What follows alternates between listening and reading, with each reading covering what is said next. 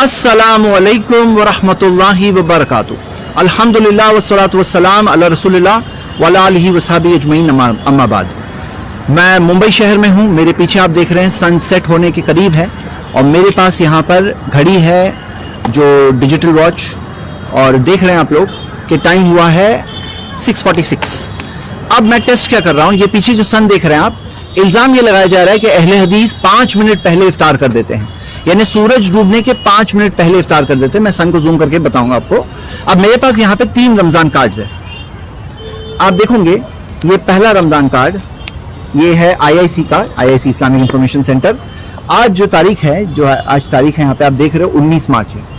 19 मार्च को अगर आप देखोगे तो IIC के कैलेंडर में टाइम दिया हुआ है 6:50, 6:50। ठीक है, वही चीज यहां पर एक दूसरा कैलेंडर आप देख रहे हो, इसके अंदर आपको दिख रहा है कि वही 19 मार्च का 2 मिनट आगे का टाइम है 52। अब देखना क्या है कि 52 सही है, 50 सही है। ये सन हमारे सामने है और हम सब जानते हैं कि ये 50 सही है, 52 सही है। अभी हमारे सामने टाइम भी यहाँ पर है 47 हुए हैं, 47। तो मैं ये कैमरे का ओरिएंटेशन जरा चेंज कर रहा हूँ ताकि आप लोग सन को और अच्छे से देख सको और बात को समझ सको। मेरी ऑडियो रहेगी आपके साथ इंशाल्लाह।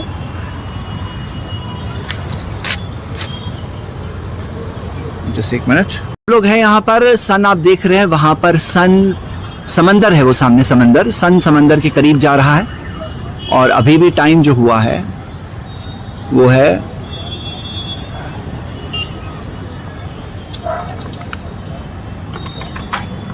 मैं जूम कर रखा है ना, ओके 48 हुआ है। तो 50 है, 52 है, हम वो देख रहे हैं। 50 है, 52 है, ये आपके सामने है। माजरत चाहता हूँ, कैमरा एंगल हैंडलिंग वगैरह सब चीज़ की जगह अब हम हमारे फोकस पे करते हैं। सन कहाँ पे है, क्या है। टाइम हुआ है 48। क्या टाइम, क्या सनसेट से पहले इफ्तार कराया जा रहा है या नहीं कराया जा रहा है, आज हम ये सब चीज़ को देखेंगे।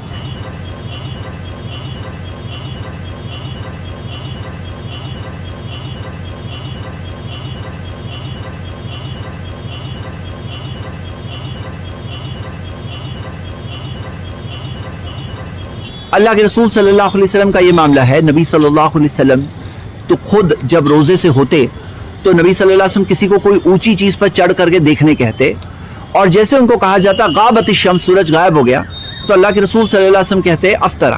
नबी सल्लल्लाहु अलैहि वसल्लम खुद इफ्तार करते, जैसे सूरज गायब हो जाता इफ्तार करते, वही हमें सिखाया। ये नहीं सिखाया कि रुको, तुम्हें अब वेट करना पड़ेगा, सूरज नीचे जाने के बाद अब और थोड़ा रुकना पड़ेगा तब तुम करोगे, ऐसा नहीं सिखाया था नबी सल्लल्लाहु अलैहि वसल्लम ने। अभी हमारे सामने हम क्या देख रहे हैं कि सूरज कितना है बाकी, क्या बाकी है या नहीं बाकी है। अभी तक हम देख रहे हैं 49 का टाइम चल रहा है, यानी कि अहले हदीस जो कैलेंडर था 50, वो 50 के हिसाब से, जो अल्लाह अकबर, जूम आउट, हाँ 50 के हिसाब से हम देख रहे हैं अभी तक 49 हुआ है।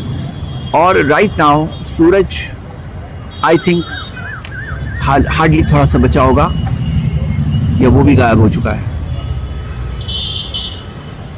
और सूरज गायब हो चुका है और टाइम हुआ है 50 अभी भी। अब आप अहले हदीस मस्जिदों से अजान सुनना शुरू कर दी है। अहले हदीस मस्जिदों की अजान आ रही है।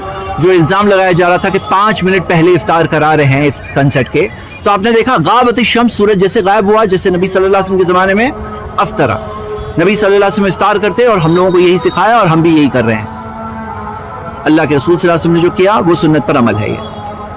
अब हम रुकेंगे कि ये सनसेट होने के बाद अब और कितनी देर जाती है, कितनी देर जाती है देवबंदी और बरेली मस्जिदों में अजान होने से पहले, वो हम अभी रुक कर इंतजार करेंगे, देखेंगे।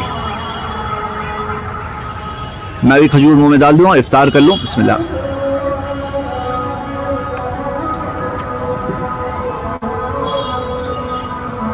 तो एक इल्जाम का जवाब हो गया, 5 मिनट पहले इफ्तार करा रहे, बात गलत साबित हुई। हमने सन के साथ लाइव देखा कि सन सेट हुआ और यहां पर हम देखते अजान हुई।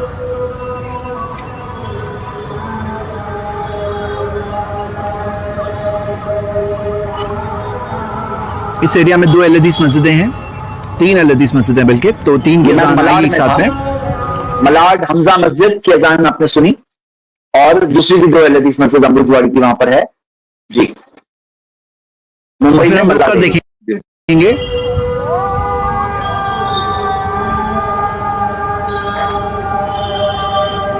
رک کر دیکھیں گے کہ دیوبندی مسجد کی جو آئے گی تو کتنی دیر بعد آ رہی ہے.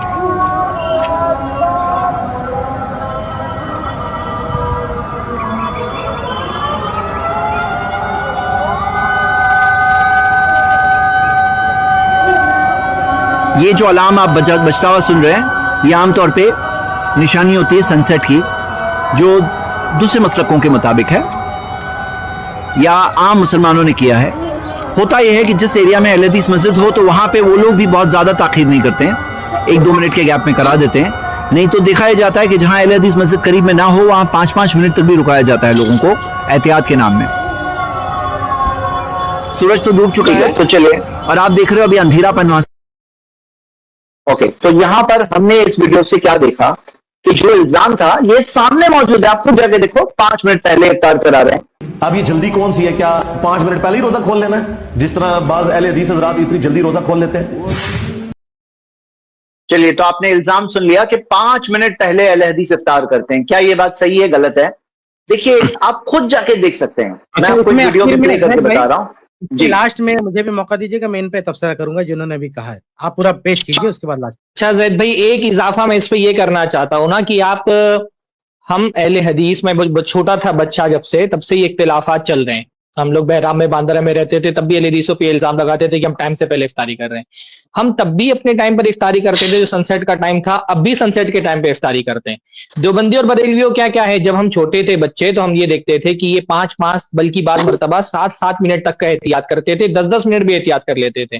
یعنی اہل حدیثوں کی اذان ہو جانے کے 5, 6, 7 منٹ بعد ان کی اذانیں ہوا کرتی تھی.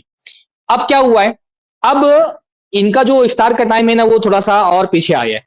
یہ پیچھے آئے ہیں اور پہلے یہ جو ہے نا وہ 5 اور 7 منٹ تک کے احتیاط کرتے تھے. اب یہ اہل حدیث جس ٹائم پہ اذان دیتے تھے آج بھی اسی ٹائم پہ اذان دے رہے ہیں, اور دیوبندی اور بریلوی کھسک کر کے اب اہل حدیثوں کے پہلے 5 منٹ بعد دیتے تھے, اب 2 منٹ 3 منٹ بعد دیتے ہیں.